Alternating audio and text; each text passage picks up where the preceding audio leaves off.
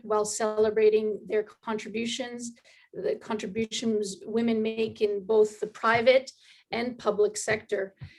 We are national. We have chapters in Toronto, Ottawa, Montreal, Okanagan, Victoria, Vancouver, and Calgary, and we continue to grow.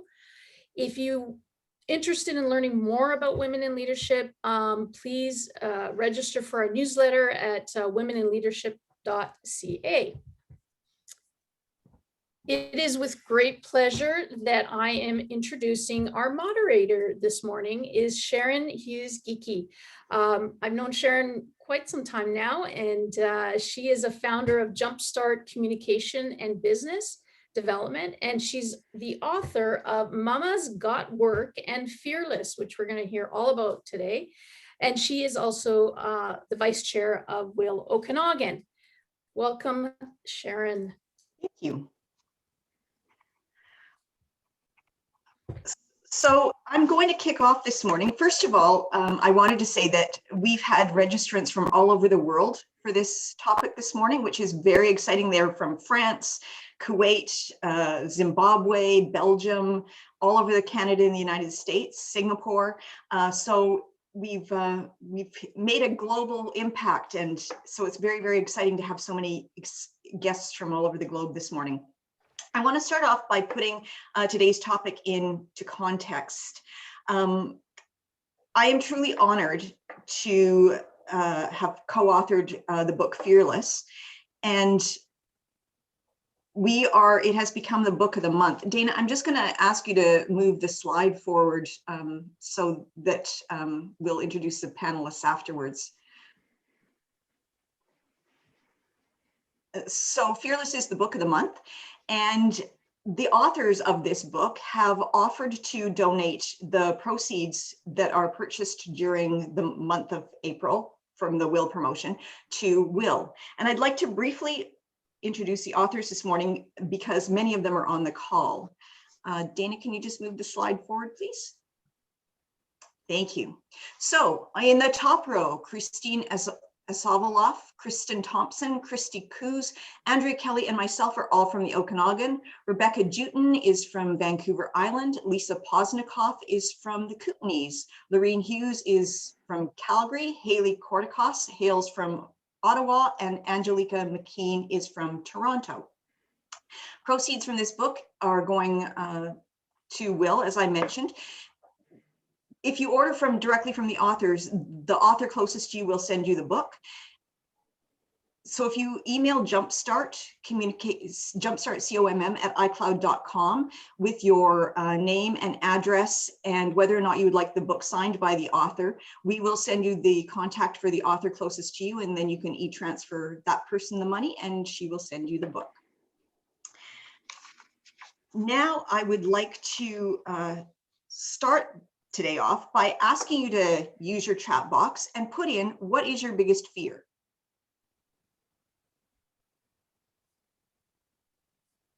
Just right off the top of your head.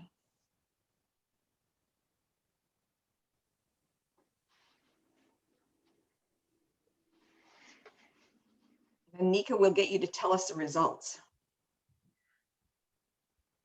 Oh, we are getting all sorts of things. Failure. I'm not good enough. Not being liked. Failing at my job. The people won't take me seriously and think I'm a fraud. Not succeeding. Losing a loved one. Not being successful and letting my family down financially. Not worthy. Not being successful. I won't reach my goals. I'm disappointed. I will disappoint people. Failure. Not having purpose. Not setting my children up for success. Not succeeding, being embarrassed, losing what I have achieved. Right. Wow.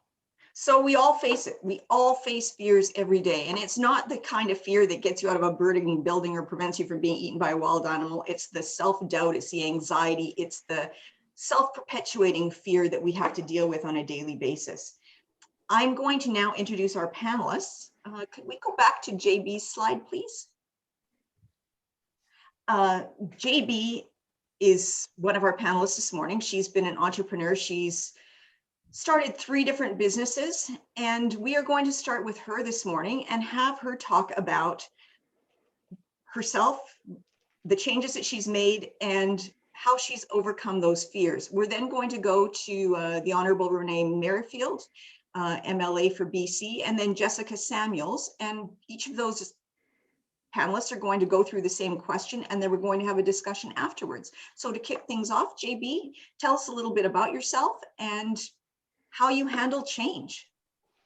Good morning, ladies. Sharon, Nika, thank you so much for having me. It's so nice to be chatting with all of you today, wherever you are in the world. I send blessings. As a female leader and someone in the entrepreneurial space, it's been wonderful for me to grow up in this environment. In fact, I'll just correct you slightly, Sharon. 3 businesses in the last few years. I probably started close to 20 businesses since the age of 9, which was my very first business. But all throughout the decades, I've always been an entrepreneur, and I've seen lots and lots of changes happening for women. When I was in business in my 20s, it was really the boys' club. It was all about trying to be like the men, trying to fit in, trying to be, going to work with your power suit and having your briefcase and aspiring for that corner office. And as I got older and started having children and things started to change and the world started to shift, I noticed for women especially, there was this real movement towards the uniqueness and the individualness of what we are as female entrepreneurs. And so I feel like that's probably been the biggest change. It's not so much the boys' club anymore. It really is the inspiration that comes behind women and the power to just be exactly who we are. I can keep going unless you have a question, but so tell me a little bit about me. So I have started numerous businesses. I've been so fortunate to work around the globe. I'll tell you a little interesting story. My name is JB, and that's how I sign my emails. And when I first started doing business in Asia, actually, I used to fly over there and get off the plane, and there would be somebody waiting, a driver or a translator, and the sign would always say Mr. JB. And I thought it was quite interesting. They were shocked to see a woman, a blonde, tall woman show up to do business in Asia. And one time even I got into the limousine and there was a bunch of girls in the car because they thought I was a guy and they wanted to entertain me.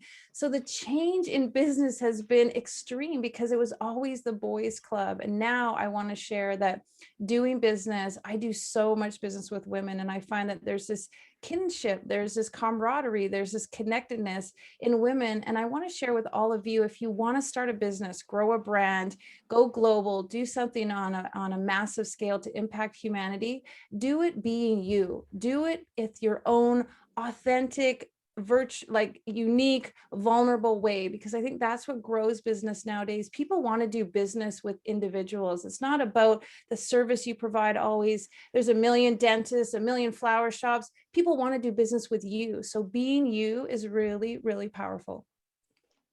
Thank you so much, JB. Renee, we'll now go to you. You've gone through a huge transition in the last little while. Tell us how you coped with that. Absolutely, thanks.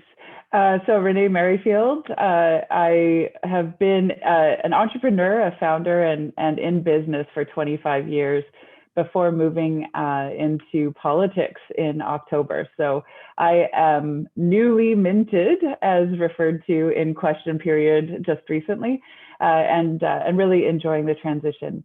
Having said that, it has been quite a transition. Just recently, I was in a meeting with my business partner, and he was asking, what are you most surprised about in the move to politics? And I actually welled up with tears when I gave him my answer, because I just said I took for granted. I took for granted the culture that we had created. I took for granted how much we embraced diversity and we had a voice. So it's been a very interesting transition to never having a boss, or from never having a boss to having a lot of bosses that I'm not totally sure exactly who I answer to, but it's been very fun. And for me, it's part of my give back to society and to our community in Kelowna. I will say, though, I started in entrepreneurship out of sheer necessity. My ex-husband and I had moved to the Okanagan in the late 90s. We didn't have a clue of what to do or how to do it, of how to get ahead. We were, 6 figures into debt through 4 different, four degrees, and degrees that gave us occupations for the most part, but were not necessarily careers all the way. So I started with the School of Hard Knocks and just followed opportunity, took my passion with me.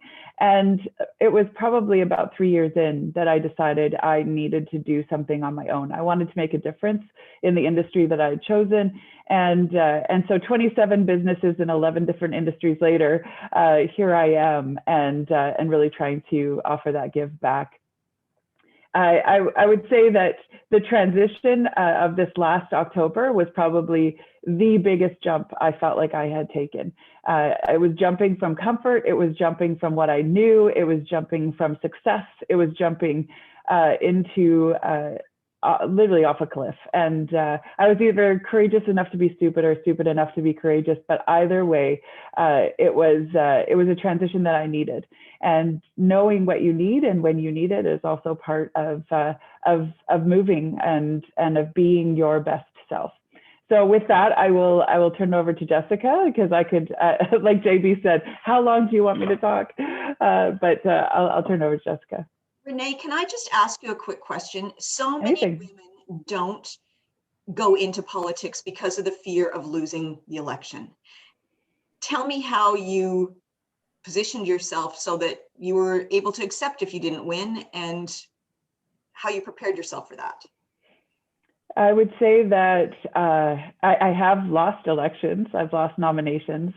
And what I would say is that you have to believe that the voice that you bring is important, because whether you win or lose an election, you're still being asked. You're still being asked for your thoughts, for your opinions, for what you've heard, for how you've strategized forward. And you have to believe that that voice is so important to be brought forward that it doesn't matter if you win or lose, you're still going to be heard.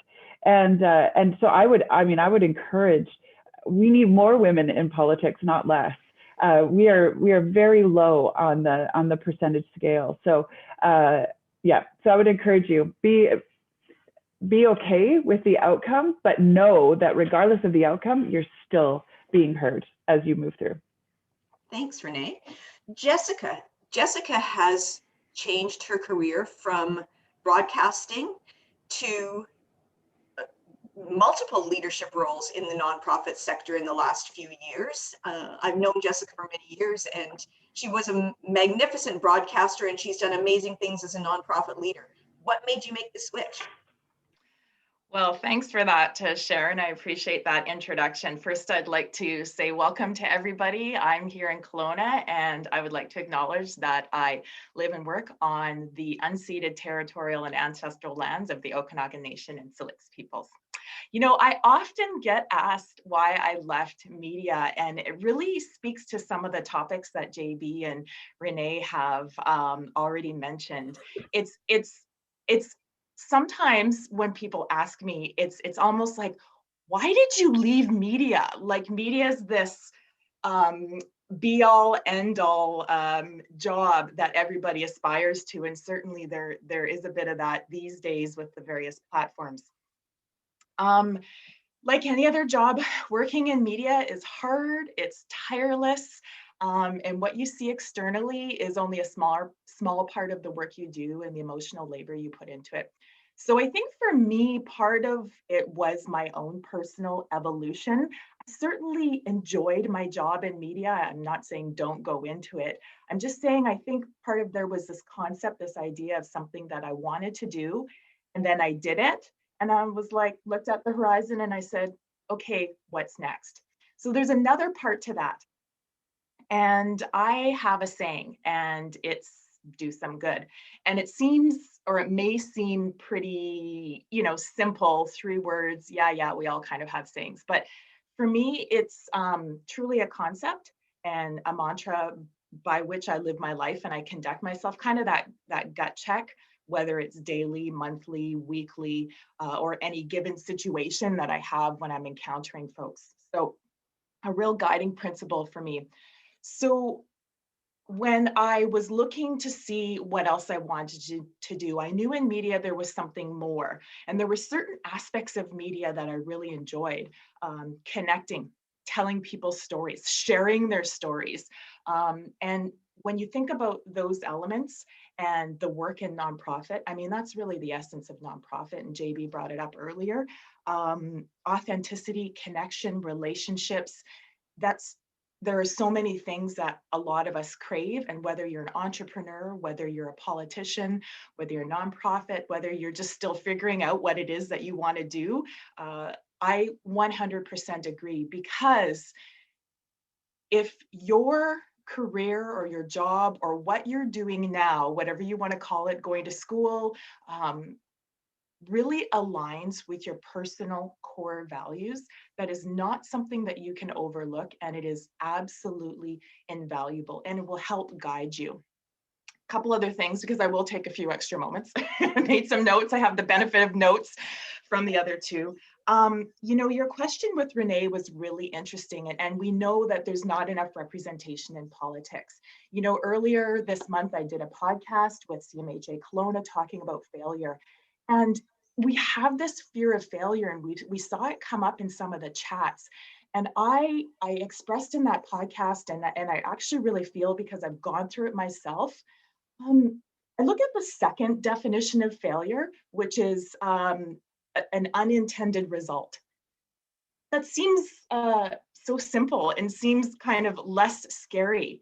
And so to build on what Renee said, if you're going for something, politicians or big, I would say claim it and rename it. Yeah, okay, you can call it failure, but you didn't get the intended result. And you are still an amazing person. You still have a voice. You still have a number of successes in your life that you can look forward to, and many more to come on the horizon. That's it for me for now.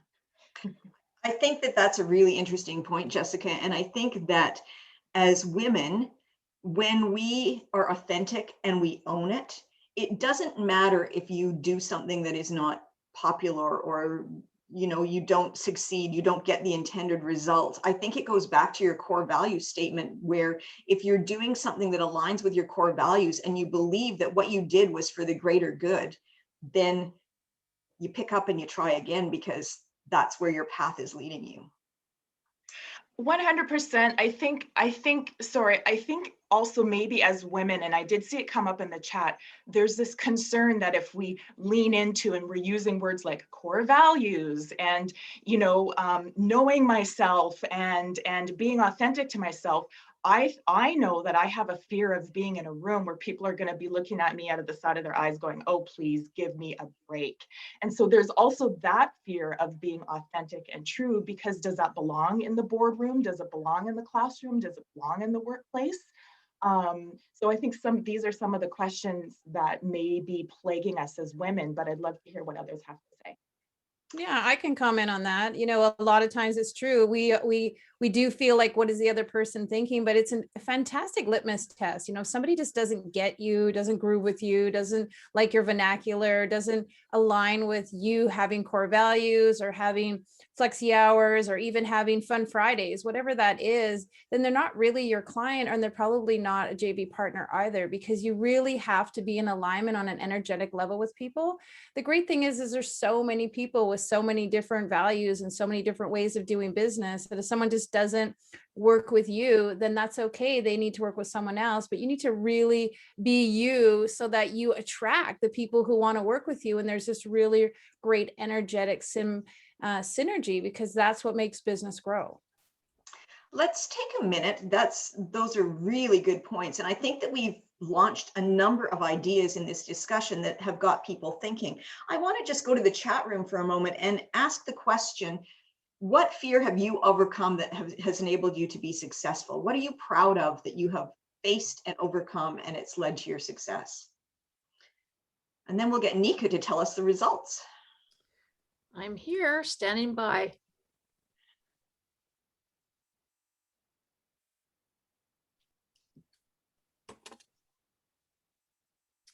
Public speaking. fear of what other people will think of me.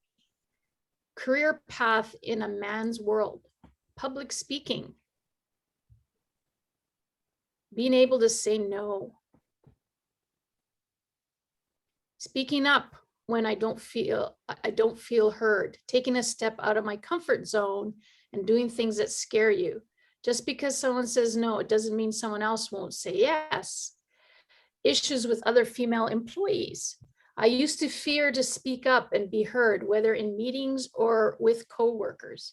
Being labeled bossy when I'm trying to be assertive in my male-dominated industry. Stepping out of my comfort zone and being embarrassed. Starting new business units, being myself, showing emotion in front of others. Setting boundaries, asking for items that are important to me. Being Oriental means not speaking up. Being a woman means giving up to others. Breaking the curse of the imposter syndrome. Asking for help. Wow, there is a lot of success in that chat room. That is absolutely amazing. You all should be really proud of yourself. That's fantastic. Nika, are there any questions that people have posed so far for any of our panelists?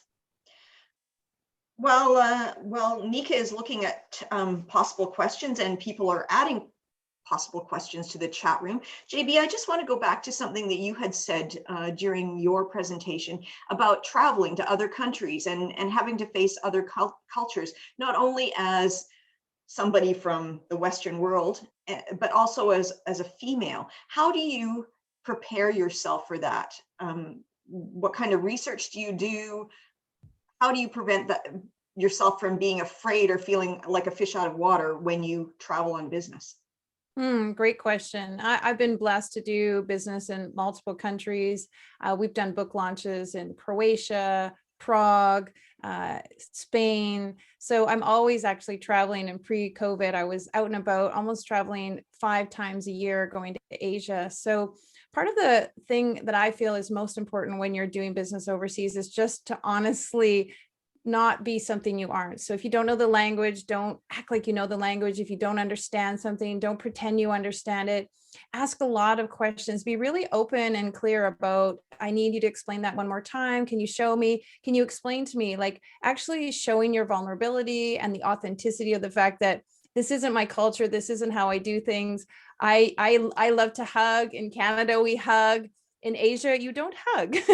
I learned that I would hug people at the end of our meeting because I had such a good meeting.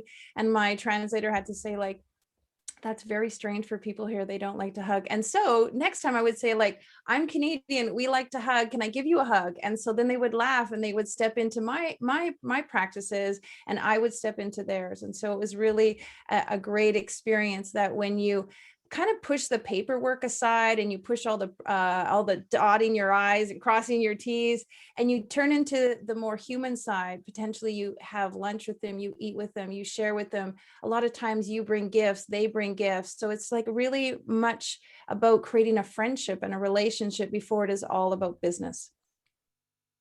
Thank you. Jessica, I wanted to ask you a question.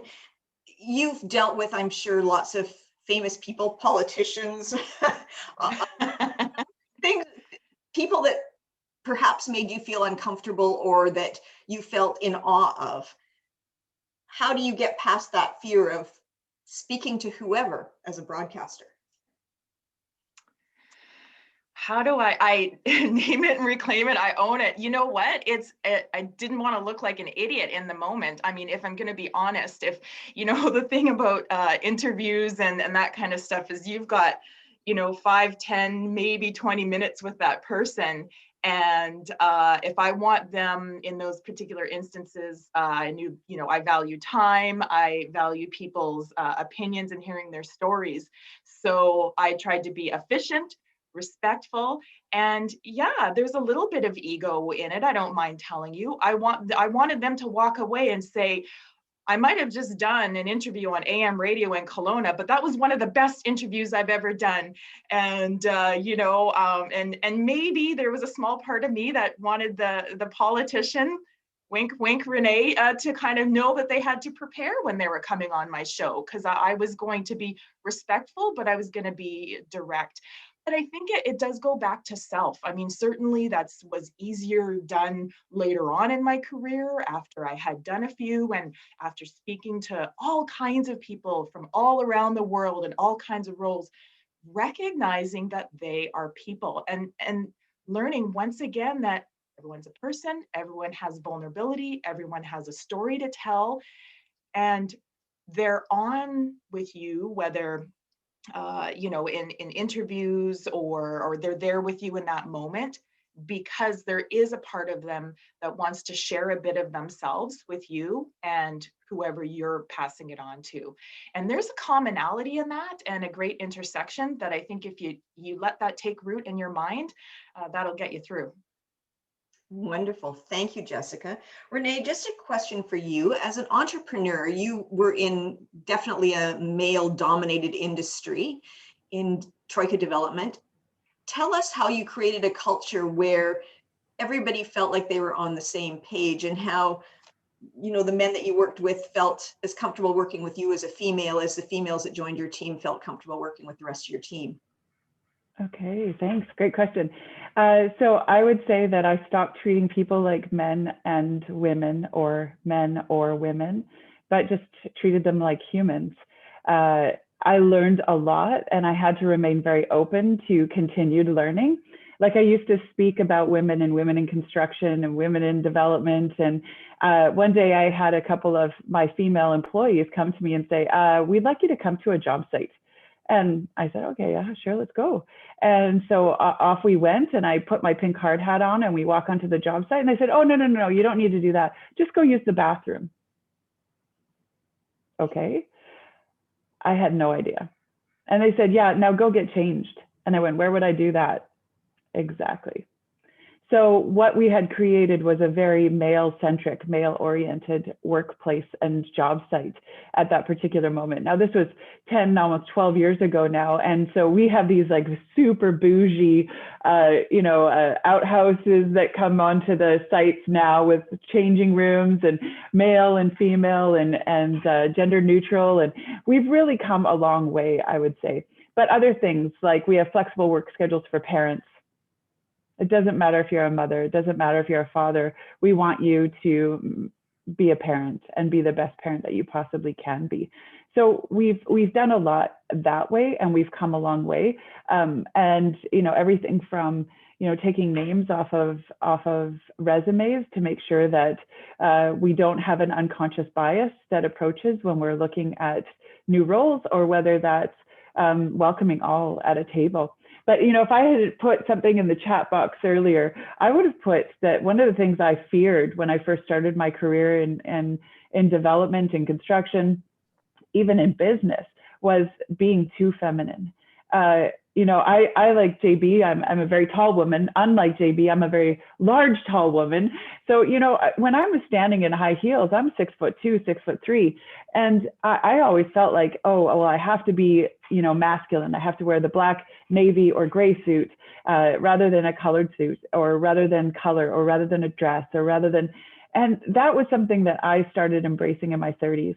And it was a very prominent designer who just said, you don't dress for a boardroom, you dress for your personality. That is your brand. That's who you are.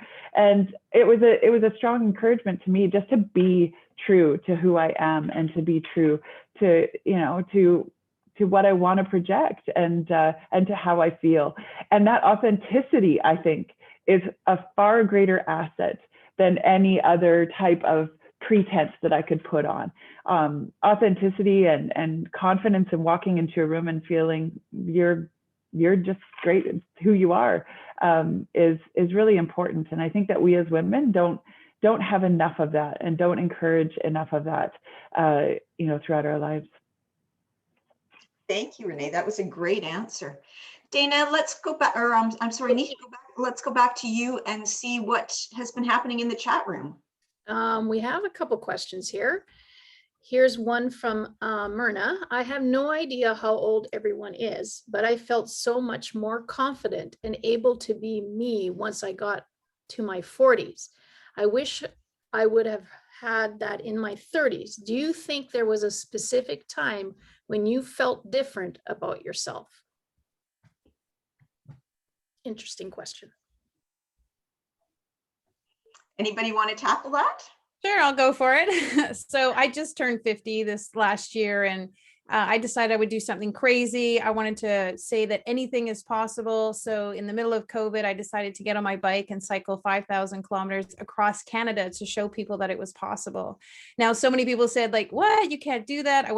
I hadn't trained. I wasn't an athlete. I'd never done it before, but I just wanted to prove that it was possible, that you can wake up one day with a dream and go after it. You don't have to know the how, you just have to know where you want to get to. And of course, that whole journey, there was so many roads and detours and all kinds of things along the way. But from point A to point B, I made it. And along the way, I learned what I needed to learn. So I share this because it doesn't matter really what age you are. People said I couldn't do it at 50, and the same people say you can't do it at 25. So don't let anyone else define exactly what you're capable of doing. But I will say, the more you do something, the more you exercise the muscle of the entrepreneur, the more you show up at business meetings, the more you practice public speaking, go to networking events, put your hand out and shake somebody's hand, make that phone call, go after that deal, the better and better you'll get with it. So I don't know if it's age over experience and practice, and it is practice. So many of us think we can just show up and be entrepreneurs, and we stumble and fall a little bit, and we can be in the business sector and we make a few mistakes, and that's okay. It's all part of the process. So age is just sort of like fine wine. It's refined over time. And that's, I think people really respect that in business. If you do the work, if you put in the time and the effort, you'll get the results. Anybody else have comments for that? Jessica or Renee? Well, I'll say one thing. I don't feel more confident in my 40s than I did in my 30s or my 20s.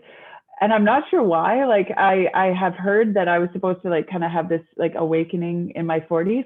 It hasn't really happened yet, but RBG, Ruth Bader Ginsburg, she actually had a quote that I read way back, and she said, confidence isn't about walking into a room and comparing yourself to everyone else. Confidence is about walking into a room and not needing to compare yourself to anyone else. And I think that that's really important. It's not about looking and trying to, even in your 20s, it's not about looking around and seeing who else is there. It's just about being true to who you are. And I loved what Jessica said earlier, just about the values. Know what you value, know who you are, know what you're about. And then, like JB said, like walk in that authenticity and just like loud and proud. This is what I am. This is who I am. And this is what it's all about. And I honestly think it's just contagious. People want to be around that. People want to, see what you have, and they want to know what you have to say. So I would just say that just be true to who you are. And I really do believe that that in and of itself, whether you're 20, 30 or 40, 50, 60, 70, will yield huge results. Do we have any other questions, Nika? We do. Here's one. Any thoughts or advice for someone who is in the middle of a career change, trying to branch out and try something new? However, I worry if I am qualified to do it when I apply. Jessica, why don't you take this one? You always got to punch above your weight, always. Right? Like, I can't remember, I won't say it as eloquently as the meme, but if you look at a job application and you can do everything on the application, hey, maybe that's the job for you at that point in your life. But if you're looking to advance and move forward, that's not the job for you. You need to have something that is going to challenge you and move you forward. And as somebody who's put up many job descriptions in my time, oftentimes they're a laundry list. I would like somebody to come with unicorns every day and make me like it, and for sure. And that's nothing against employers, but as employers, it's our one chance to have our blue sky.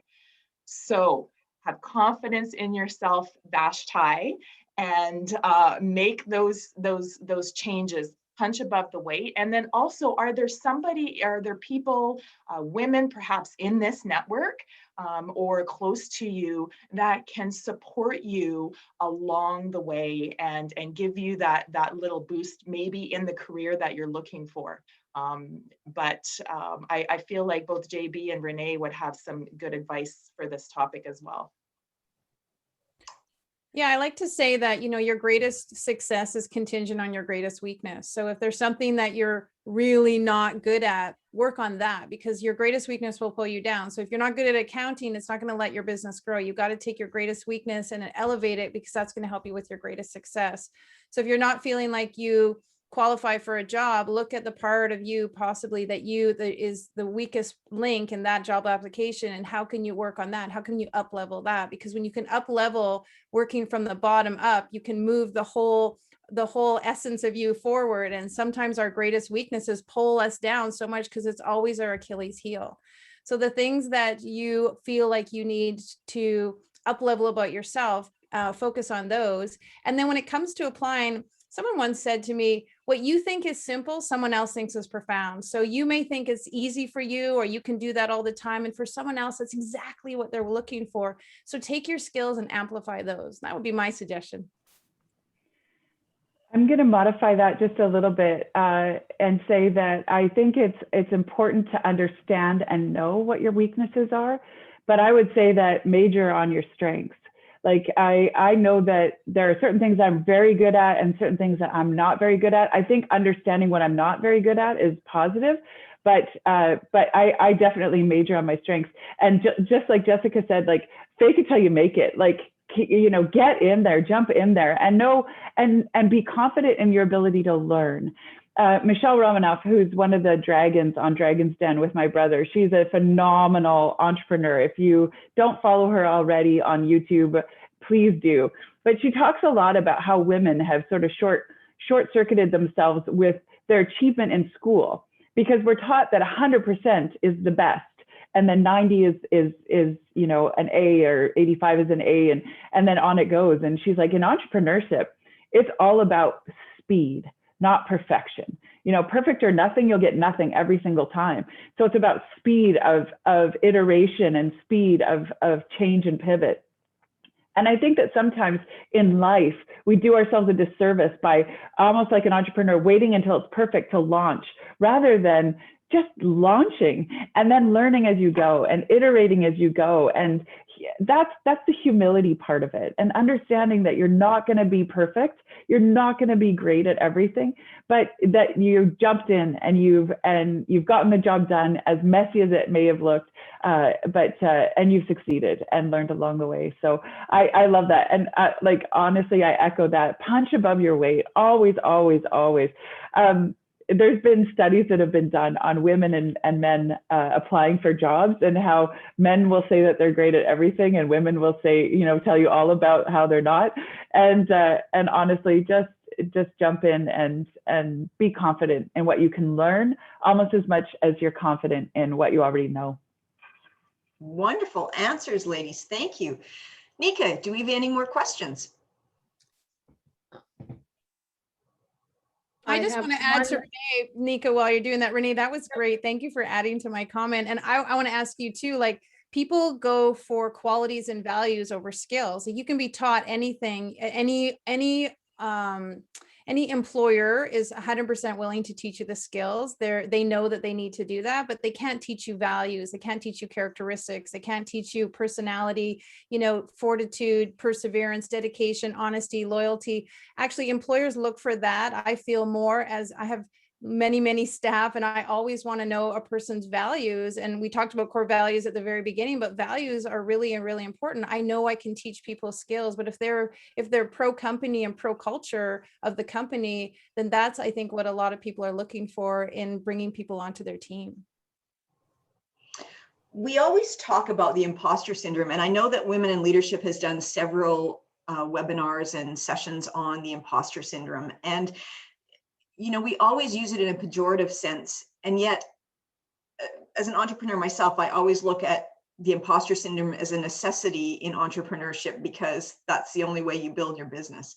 Can you comment on that? JB, let's start with you? Yeah, I just was on a panel on Clubhouse the other day. Exactly, that was the topic, imposter syndrome. Everyone was sharing. And what I expressed to people was, imposter syndrome comes from potentially not ever doing it or not knowing it. And so I say to people, like, if you want to, for example, in my business, you want to be a writer, you want to be an author, you want to grow your business, you want to be an entrepreneur. If you start doing the work, if you start stepping into, you got to be it to become it, is one of my favorite quotes.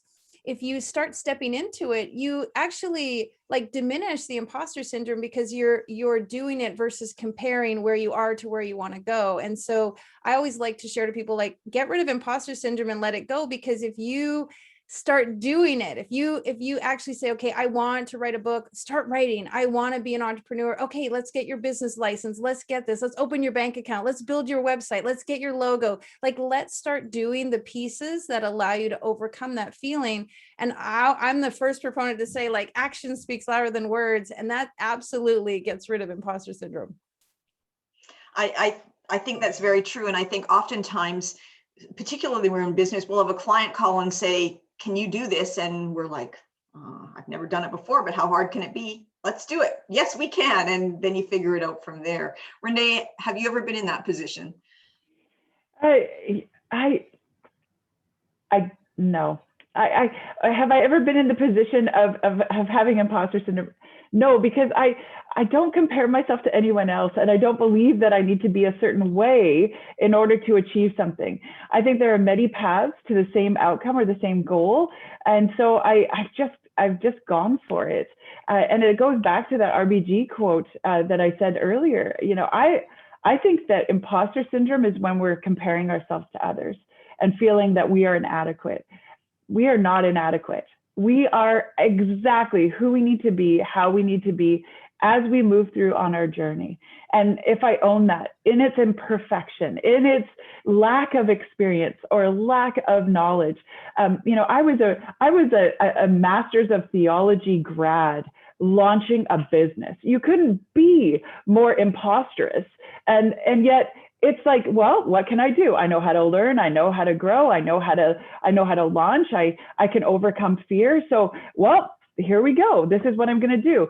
But more than that, it's like, well, I believe that my community needs jobs. I believe that my community needs housing. I believe that my community needs values and values-driven entities to really move this dial forward. I believe that my community needs females and female voices and females to change how we're having a conversation with each other and how we're having a conversation within society. So, I believe so wholeheartedly that the things I did bring were the things that we needed, regardless of whether or not I knew exactly how to do development right from the get-go.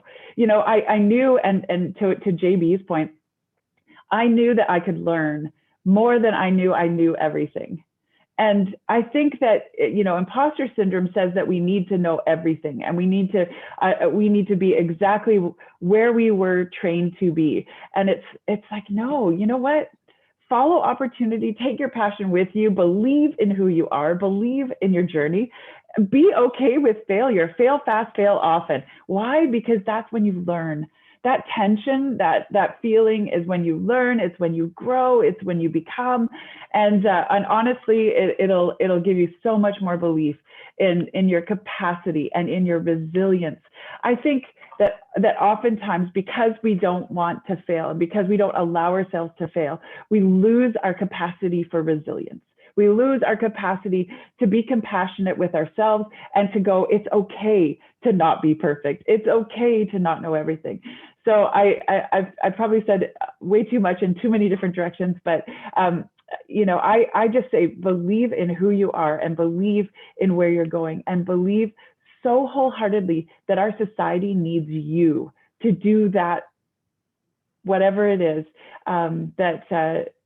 that you have to do it, that it's not, you can't do it or shouldn't do it. No, you have to do it. You're called to do it. Thank you, Renee. One of the questions that I have for Jessica is that when I was writing the book Fearless, I had some amazing co-authors that were dealing with fears that had transformed into mental illness. They were now facing eating disorders, they were facing anxiety, they were facing depression that had gone past the rah, I can pull myself out of this, to serious mental illness. You work for CMHA. What would you advise them to do? Thanks, Sharon. And I will get to that 1 second. I just want to say that I have 100% had imposter syndrome. And I love Renee's honesty, though. You could see it coming. She's like, no. And it's been those moments, perhaps when I felt I had punched above my weight, and I've been week 2 on the job, and I've been like, oh my goodness, I've made a horrible mistake. They're going to find out. I know nothing. I've been lying this whole time. I think, but then you put in all the elements that JB and Renee said, where opportunities for learning, opportunities for growth. Is this really about you? And is this about comparing yourself to the expectations or what you think should be happening? And then to tie it up in a nice bow, if you're with an organization that values you as an individual and values your growth, and you share the same core values, they will come alongside you with that growing opportunity. And so that really, you can see where it really starts further upstream, further back in your process through a career. Now, to talk about this, yeah, I mean, fear, anxiety, these are all things that we, with some of us, can deal with every day, and some individuals have it in moments in time. And we know that when we talk about fear, sometimes fear is survival, and it's justified, and we need that fear to kind of say, hold on here. So I think we're talking about when fear expands and it comes controlling in our life, and things like not putting ourselves out there, not being social, not being able to leave our house, not being able to apply for jobs, and taking over our lives. So oftentimes people ask, when do I know I need to get help? Well, if this is you, or if you were in these elements, like Sharon, you said, if it manifests as eating disorders or other things, then it is time to get help. And the best thing that we always say is, do speak with a medical professional, do speak with a doctor, so that you have some of that medical opinion and professionals to help you, guide you through this as well. There's organizations like CMHA Kelowna. We have a number of things that are free. They're virtual right now because of COVID. One silver lining of COVID is that offerings are widely more available than they have been in the past. So we have virtual counseling for adults, totally free. We have virtually and online services for youth and their caregivers through Foundry Kelowna, totally free. There's a program, self-directed, totally free. You don't need a referral, called Bounce Back. .ca. Individuals may have heard about it. It originated in BC and now is all across Canada. Those are just some of the things that CMHA Kelowna offers. I will say again, because of the times that we live in right now, there are a number of accessible ways for individuals to get help. If you don't know where to start, which sometimes is the biggest barrier, other than stigma, so don't let the stigma hold you back, please ask for help. Then you can go to cmhakelowna.org and just click on the Find Help Now. And that gives a listing of resources if you are in crisis, or if you are not in crisis and you're struggling with low to moderate anxiety and depression. Karen, can I also answer that question? Absolutely, Renee. Because alongside, I feel like I need to give the dose of humility as well in terms of just, I want to echo what Jessica said and thank her for all the work that CMHA does and that she does alongside of them. I want to say that I have had a therapist since I was 18 years old. Different times, different seasons, for different reasons. Mental health is something that you have to take care of, just like your physical health, just like exercise, just like, training.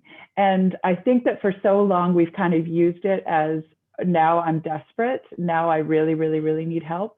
I started in that place where I was desperate and I needed help. And I would say that my practice throughout my career and throughout my life has now been to maintain that constant health check and understanding of who I am and what I am and how I can move forward. And it's been invaluable.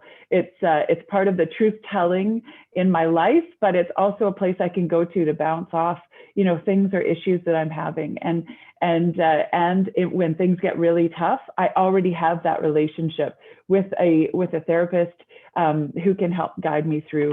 So I just encourage everyone, mental health, take it seriously. And it doesn't just include, you know, therapy or counseling.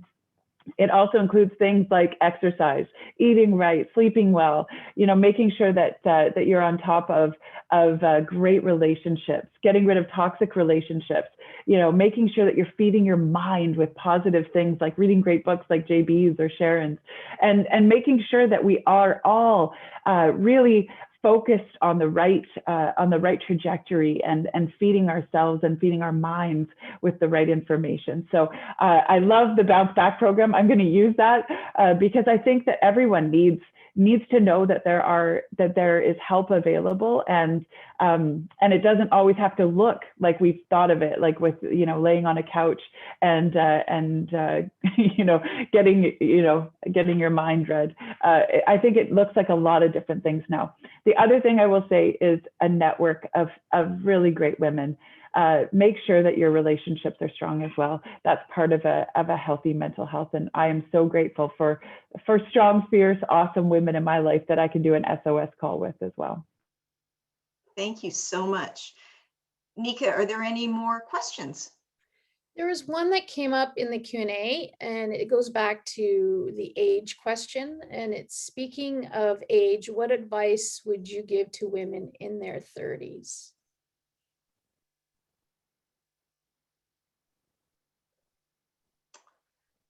No advice. Okay, I'll go.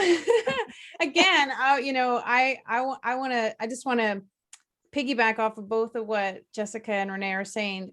Women in your 30s, in your 40s, in your 50s, 60s, 20s, it doesn't really matter. I think women in general really can use each other as a support system. I'm learning so much just from the women who are here right now today. And there is another question in the chat about, like, how do you get help if we're not, you know, wealthy already? And so age, wealth, time, single mom, like all of these things that we put upon ourselves that don't make it capable for us. What I want to share with you is that getting a mentor is number one. If you are in your 30s, get a mentor, get someone who's a little bit ahead of you, someone who's in business, someone who's doing what you want to do, someone who's in your industry, and draft behind them, learn from what they're doing and follow them a little bit. If you want to start reading books, I mean, I remember when I first started out without any money, I was going to the library and signing out all the business books and all the books by the famous women who were in business, men who were in business strategy, self-development, personal growth. I was doing it with my library card. And then I was going to a secondhand store and buying them for 25 cents off the shelf. And then I was going to church and getting them off the church library. And so books was like a great source for me when I didn't have any money. You can go online now, of course, and even in your 30s, again, it's not about age. You can start online, you can do research, you can reach out to so many organizations. Bravo for being here and a part of this speaker series. There's so many things that you can find out online. So ye who seek shall find. So just start looking in all different ways, get a good network, have people surround you that support you, start making lists of the things that are important to you, start seeing that vision of you, that going forward vision of you, of what it is you want to become. If you have an idea of where you want to be, start working it backwards and break it down on how do I get there? What are the things that I need to add to my life to create that version of me? There's just a lot of different things that are available for you, but most importantly, change your mindset to feel like it's possible for you. Anything and everything is possible for each and every one of us. And so going after your possibility dream, believing in yourself, raising your confidence, start doing it and practicing it, get a network around you. Anything can happen. It's not about age or even about money. It's all about energy and it's all about your desires. If you desire it, you can have it. The universe wants you to have it. And as Renee said, business people, all kinds of people, they want what you have to offer. So just believe that and go after that.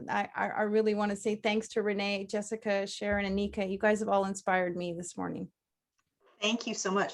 One of the things I am super pleased with is that people are sharing information in the chat room that is geared to helping one another, which I think is absolutely amazing. And that's what women do, right? That's what we do, is we help one another. Before we close off, I wanted to put one more question on the chat. I want you to each write down the 3 things that you haven't done because it was outside of your comfort zone. 3 things that you wanted to do, but you haven't done because of fear or because it was just outside of your comfort zone. Write them down really quick.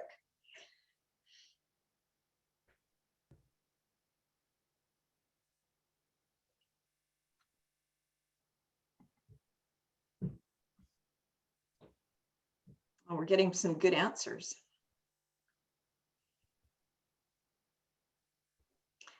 As those answers come in, I want to say that the answers that you put in the chat room make you accountable. You put them out in the universe, and now that you're accountable. And one of the things that I learned from writing Fearless is that, as all of our panelists have alluded to today, action is the antidote to fear. The more you do, the braver you become. When you put yourself out of your comfort zone on a regular basis, when you try things that you've never tried before, that's what makes you brave. And as they've all said, at any age, the more experience we get, regardless of our age, the more experience we get, the braver that we'll become. Nika, I'm going to turn it over to you. I want to thank the panelists today for being with us. I totally enjoyed our chat. It was lovely. And I think that our audience enjoyed it as well. Judging from the comments in the chat room, I think it was a very interesting and informative session. Thank you so much for joining us. Nika, back to you. Great. Thank you, Sharon. Thank you, Jessica, JB, Renee. I just want to take a few minutes here and just wrap up. Upcoming WIL events are listed on our website, but the next one that's coming up is April 22nd. It's career development, avoiding burnout. It's hosted by Women in Leadership Vancouver chapter. So go on our website, register for it. It'll be another amazing session. Our May events will be also posted shortly. Once just keep checking our website, and you'll get the details there. Staying connected, register for our newsletter at our website. We have a Facebook page, LinkedIn, Instagram, Twitter, and always Old Faithful emails. So feel free to reach out to us anytime, and we will get back to you or participate. Again, want to thank everyone for being here today. Thank you to our panelists for taking time out of their busy schedule on a Wednesday. Thank you, thank you. To all our participants internationally, nationally, locally, for all your support and being part of our community. Sharon, for moderating this morning and sharing your book and the Fearless and the great conversation about the challenges as women we face in society today. Thank you so much. To all the authors of with Gold Brick Road Publishing and the book Fearless, thank you so much for being part of that book and sharing some of the contributions with WIL. And of course, to Dana, our behind the scenes amazing woman herself. She is with the corporate and helps with all the marketing, and I'd say she's quite technical too, but helping us with the webinar this morning. So again, thank you, everybody. We are willing to stick around for 10 minutes if people want to ask some additional questions. I'm hoping it's okay with Renee, Jessica, and JB if they're available for a few minutes. But thank you, everybody, and have a fabulous rest of week and day.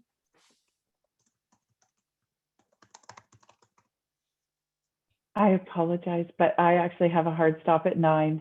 So I'm going to have to go. My day is not my own. So thank you guys so much. This has been amazing. And what an experience. I've learned so much. I've written down some notes, and yeah, so thank you, thank you, thank you. You guys are extraordinary. So awesome. Have a great day. Thank you, Renee.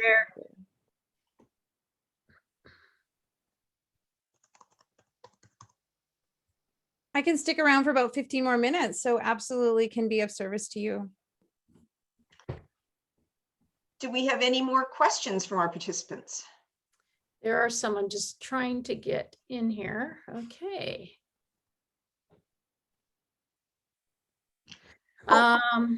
Just some questions, or could you please post the info on how to get the book, please?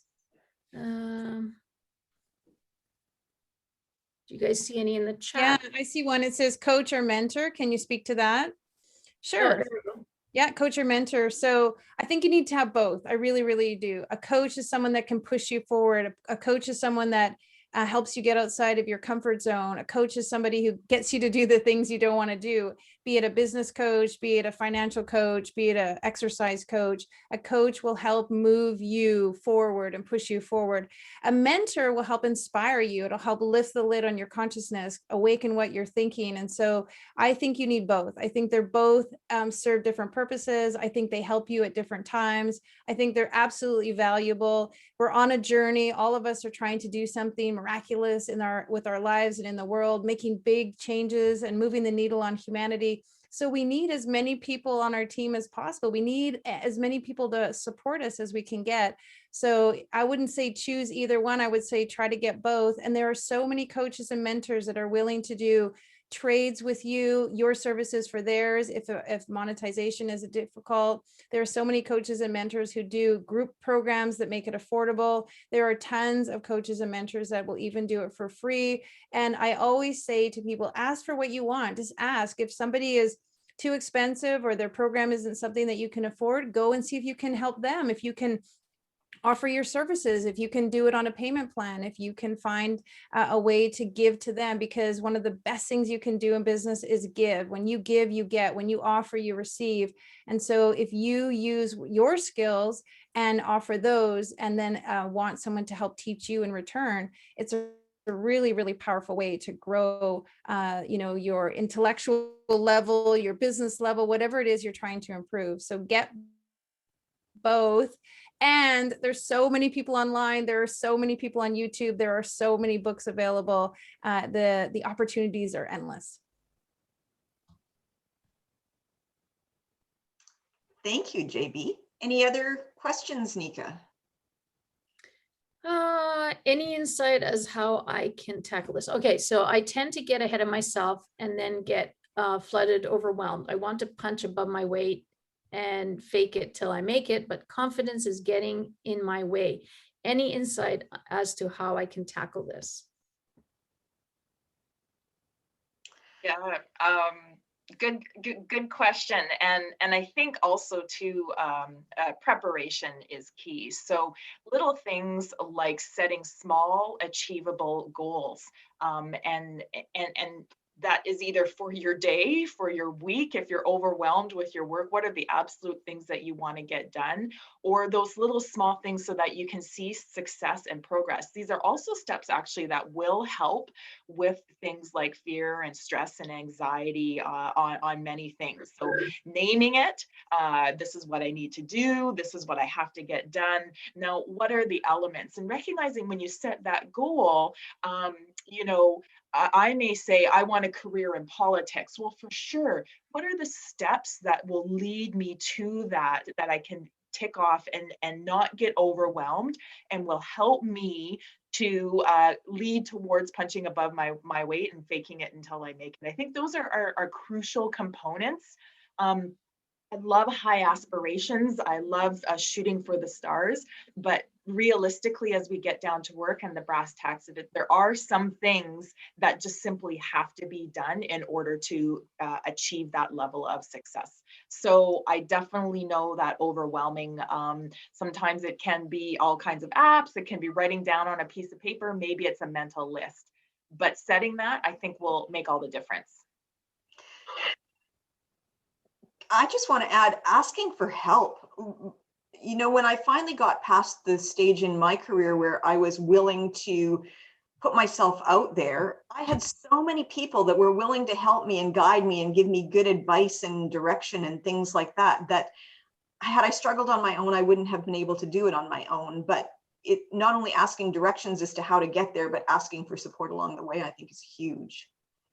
Yeah, I'll add to that. Just recently, like maybe a month ago with my own coach, we were talking about asking for help. And I was like, yeah, if I ask for help, it means I'm helpless. I don't want to ask for help. I'm a strong woman. I'm a businesswoman. I don't need help. I don't need to be helpless. No one needs to help me.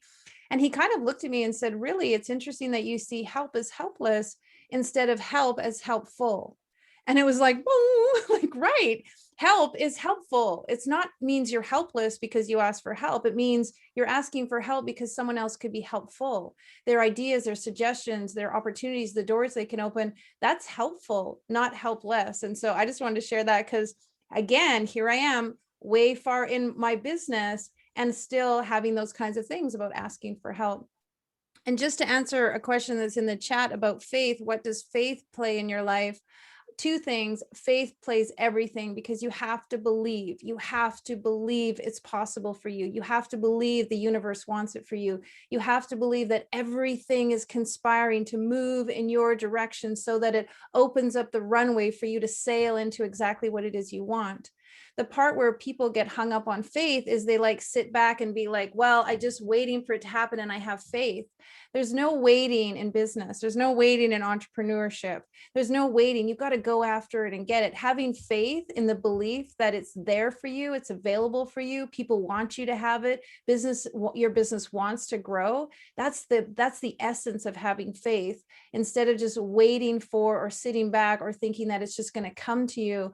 You've got to do it. You've got to put the effort in. You've got to turn over the stones and open up the doors and knock on the windows and ask people and ask for help and get curious and get inspired by your own dream and believe. It really is, you got to believe it to achieve it. It is so true. You have to believe in your heart of heart, no matter what anyone else says, that it was divinely given to you. This is exactly what you were meant to do. You're not supposed to be the next Oprah. You're not supposed to be the next Brene Brown. You're supposed to be you. You're supposed to be you exactly the way you were designed. And if you have faith that all the things you've been through and all the struggles and trials up to now is getting you exactly where you're supposed to be, that's the power of faith, in my opinion. Thank you, JB. Love that answer, JB. Thank you. I'm just wondering if there's any other comments, or if our participants that are left want to share any insights that they have, how they've overcome fear, or any insights that they might have regarding business or entrepreneurship or career. Well, there is a question that's, how do you eat an elephant? And so I'll answer that quite easily. Is you eat the elephant by doing the hardest part first, and you can decide what the hardest part of the elephant is on your own. But when you have a monumental task, or when you have this huge undertaking, or when your dream is so big that you don't know where to start, I always say, start with the thing you don't want to do. Do that first. Do that at the top of your day, for example. Get up in the morning, get a win before 10, do the thing that you didn't want to do. Do the thing that's, weighing on you. Do the hardest part of your day early, at the first part of your day, when you've got the most energy and the most optimism, and then use that to be a treat to get you to all the things that you want to do. So I know it's interesting, but I always do the hardest thing of the day at the top of the day, because then I know the rest of my day I get to do the things that I want to do.